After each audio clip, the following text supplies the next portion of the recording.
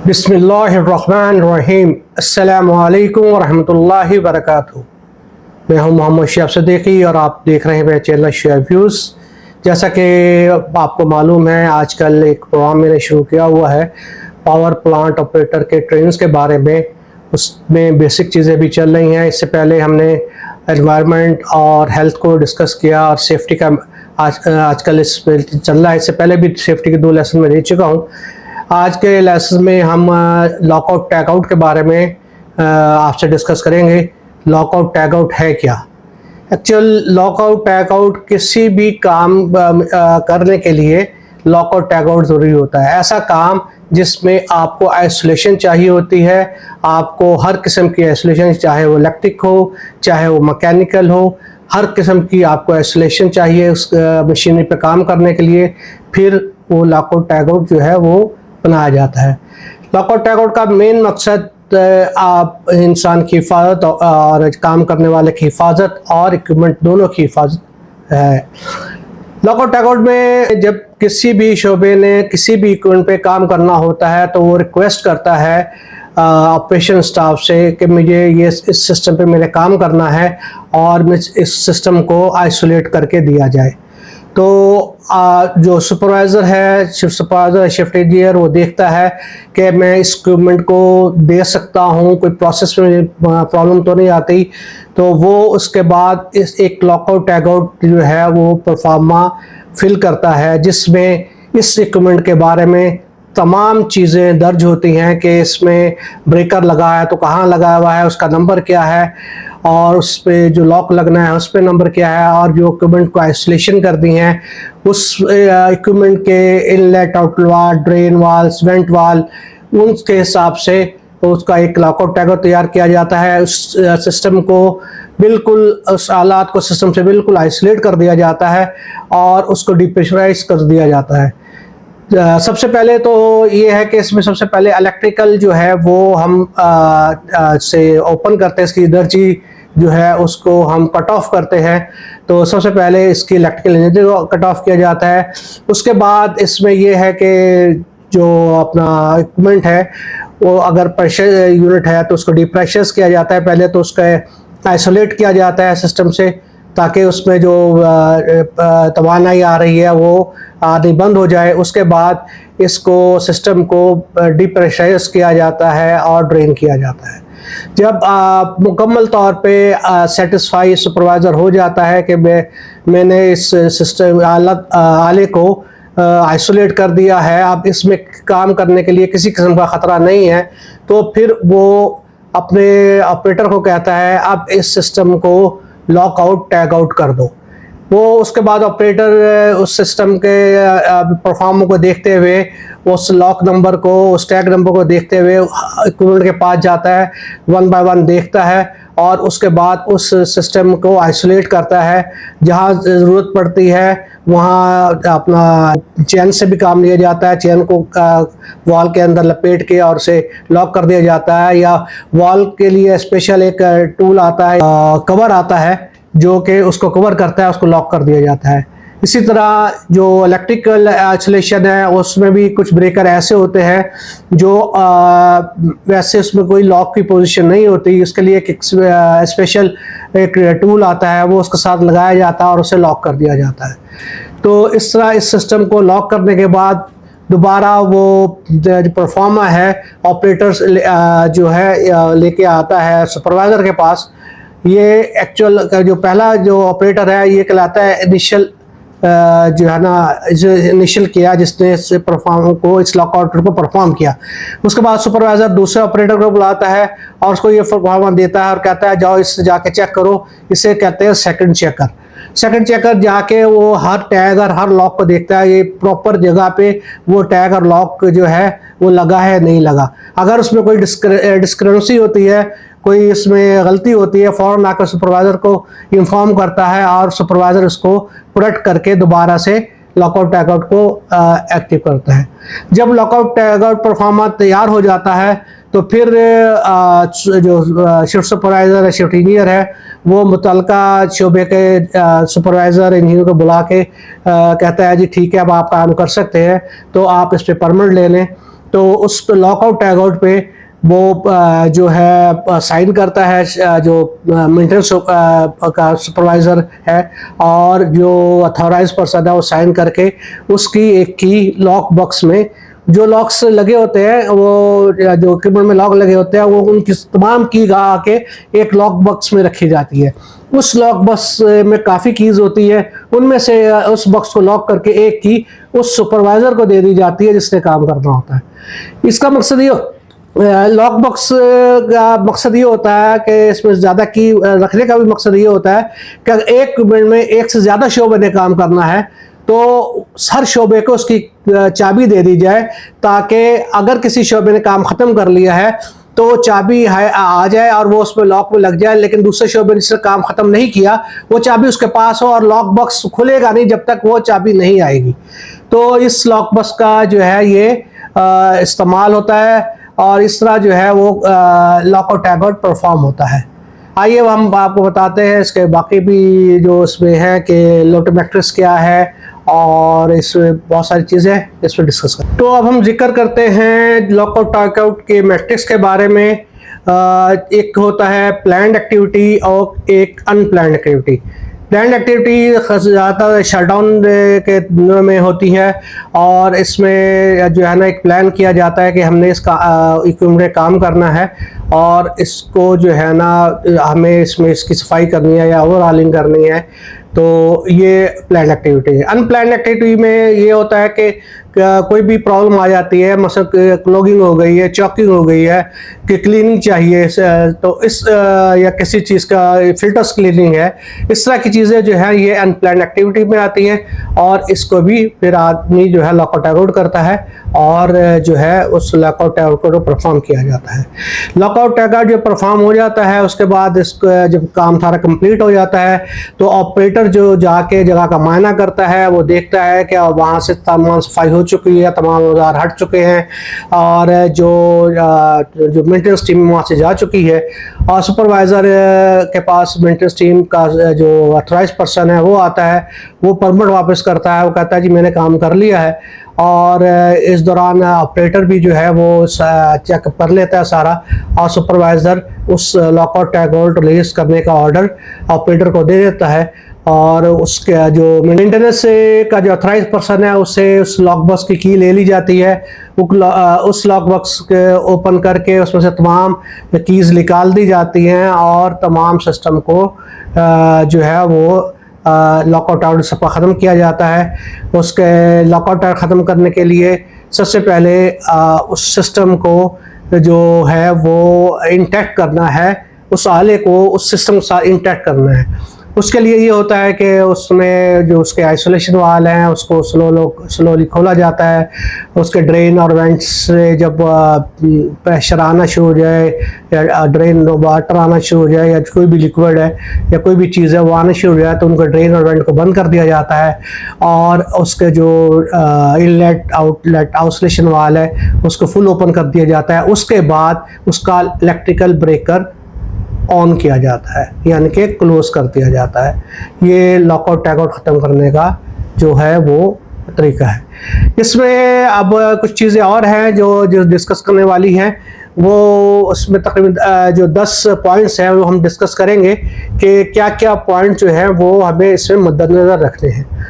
सबसे पहले तो ये है कि लॉकआउट टैगआउट की प्रिपरेशन। लॉकआउट टैगआउट की प्रिपरेशन में कुछ कंपनियां जो हैं वो बाइंडर्स इस्तेमाल करती हैं, यानी कि जो है हार्ड कॉपी वो इस्तेमाल होता है और वो बाइंडर में रखी जाती है। कुछ कंपनियां इस लॉकआउट टैगआउट को जो है वो सॉफ्टवेयर के थ्रू मेंटेन करती हैं। तो इसमें जो है ये दोनों चीज़ें चलती हैं और वो जो सुपरवाइज़र जो है या ऑपरेशन का इंजीनियर या सुपरवाइज़र है उस चीज़ को देखता है और उसको आइसोलेट करता है, वो फिर उसे लॉकआउट जनरेट करता है। उसके बाद मेंटेनेंस सुपरवाइज़र या मेंटेनेंस इंजीनियर या उनका अथॉराइज पर्सन जो भी है वो उसको आके वेरीफाई करता है और फिर उससे परमिट उस पर वो काम पे ले लेता है। पहली बात जो हो गई वो ये है। दूसरी शटडाउन की तैयारी, उसमें यह है कि कोई भी काम शुरू करने से पहले तरीक़ाकार के तमाम पहलू का बगौर जायज़ा लें।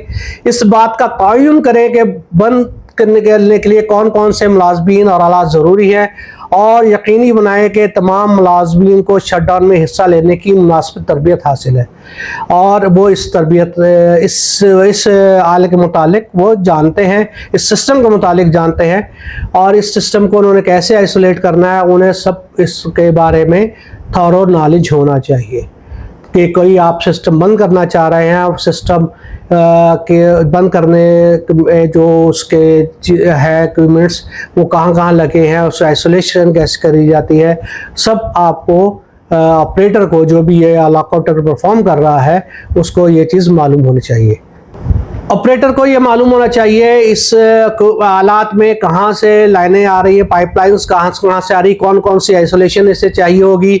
इस अपना जो सिस्टम में कहीं से ऐसी कोई लाइन तो नहीं आके अटैच हो रही जो कॉमन हो, उसको भी आइसोलेट करना पड़ता है।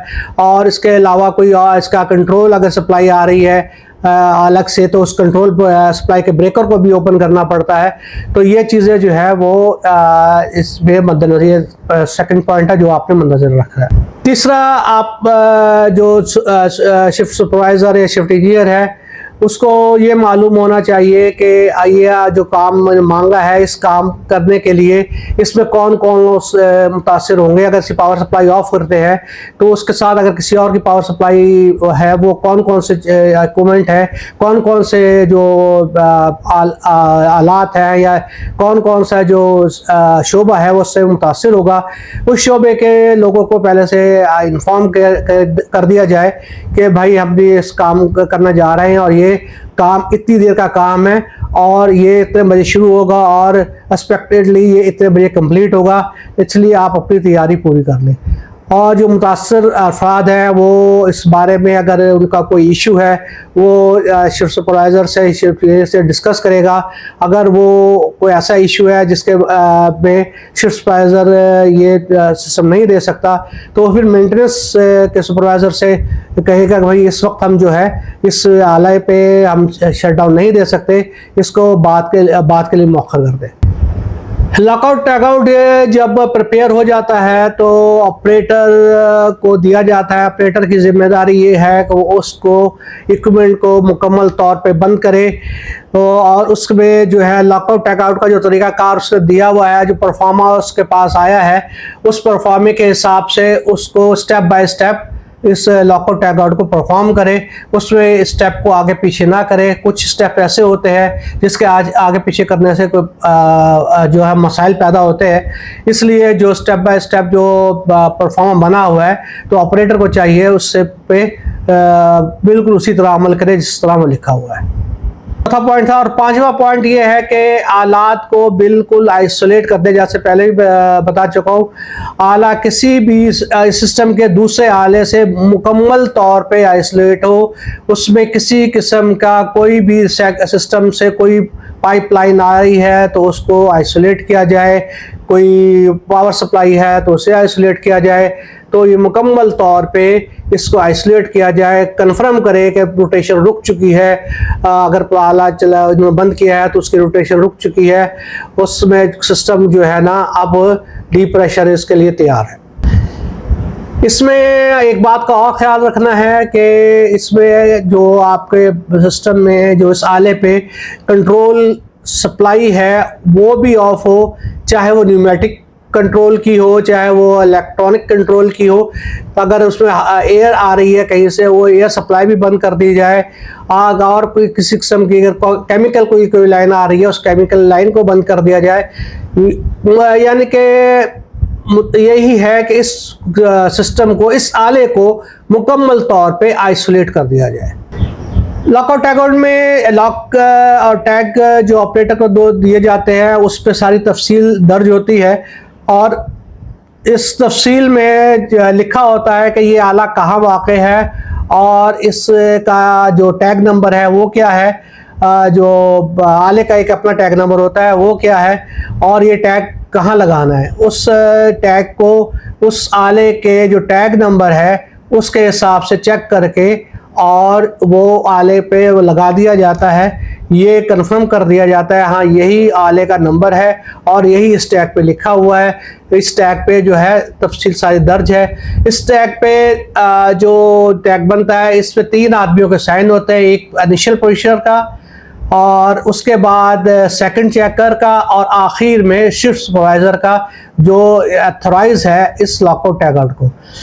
उसमें यह है कि पहले इनिशियल जो पोजीशन है वो जाके सारा लॉक टैग आउट करता है, उसके बाद सेकंड चेकर जाके उसको रिचेक करता है और आखिर में सुपरवाइजर जाके उसको चेक करके साइन करता है। नंबर 7 में ये है कि आदमी चेक करें कि इसमें कोई तवानाई बाकी तो नहीं रहेगी इस आले में, किसी किस्म का कोई प्रेशर, किसी किस्म का कोई लिक्विड और टेम्परेचर तो बाकी नहीं है, कि ये अब आला जो है काम करने के लिए बिल्कुल सेफ है और इसमें आप जो है काम करने की इजाज़त दे सकते हैं। तो फिर आप ये लॉकआउट टैग आउट आपका कंप्लीट होगा। आखिर में जब ये लॉकआउट टैग आउट कंप्लीट हो जाता है, काम कंप्लीट हो जाता है, तो लॉकआउट टैग आउट जो है वो वापस आता है शिफ्ट इंजीनियर के पास और वो शिफ्ट इंजीनियर उस एरिया का विज़िट करवाता है, सारी चीज़ें देखता है, वहाँ कोई चीज़ एज ए हैजर्ड तो नहीं, कोई टूल तो नहीं रह गया और वो प्रॉपर तरीके से जो आला है वो बंद हो चुका है, उसमें किसी किस्म की कोई ऐसी चीज़ तो नहीं है जो नज़र आ रही है खुली हुई है या कुछ इसमें गार्ड कोई हटा हुआ है। तो ये चीज़ सुपरवाइज़र ऑपरेटर को फिर चेक कराता है, उसके बाद ऑपरेटर जाके उस इलाके का मुआयना करता है, फिर वो सुपरवाइज़र चाबी लेके तमाम सिस्टम को जो है ना वो लॉक और टैग आउट रिमूव करता है। वो लॉक और टैग आउट वापस सुपरवाइज़र के पास आते हैं। सुपरवाइज़र उनको वेरीफाई करता है कि जितने मैंने लॉक और टैग दिए थे वो लॉक और टैग मेरे पास वापस आ गए हैं और उसमें जो है वो सिस्टम जो है वो चेक हो गया। उसके बाद वो ऑपरेटर से कहता है ठीक है आपने लॉक और टैग आउट तो रिमूव कर दिया, अब सिस्टम इस आले को सर्विस में लो। उसके बाद जो प्रोसीजर है, जो उसका तरीक़ेकार है आले का सर्विस में लेने का, जो SOP है उस पर अमल करते हुए उस आले को सर्विस में ले लिया जाता है। इस तरह ये हमारा लॉकआउट टैग आउट कंप्लीट हो जाता है। लॉकआउट टैग आउट का एक वाहिद मकसद ये है कि इस पे काम करने वाले मुलाजमीन की हिफाजत और इस आले की हिफाजत। ये था लॉकआउट टैग आउट का पस मंज़र और लॉकआउट टैग आउट क्या है। इसके बाद अगला मैं इंशाल्लाह प्रोग्राम करूँगा वो है वर्क परमिट के बारे में। जब लॉकआउट टैग आउट हो जाता है तो वर्क परमिट इशू होता है। वर्क परमिट की कितनी किस्में हैं, वो कैसे इशू होता है, उसमें क्या क्या चीज़ें देखी जाती है, इसलिए मेरी आंदा वीडियो देखिएगा। ये वीडियो पसंद आई है तो इसे ज़रूर लाइक कीजिए, मेरे चैनल को सब्सक्राइब कीजिए और फॉलो कीजिए, अपने दोस्तों के साथ शेयर कीजिए और अपने कमेंट्स में इस कमेंट बॉक्स में अपने कमेंट ज़रूर दीजिए ताकि इस आपके ट्रेनिंग को मज़ीद बेहतर और मज़ीद अच्छा किया जा सके। अस्सलामु अलैकुम व रहमतुल्लाहि व बरकातहू।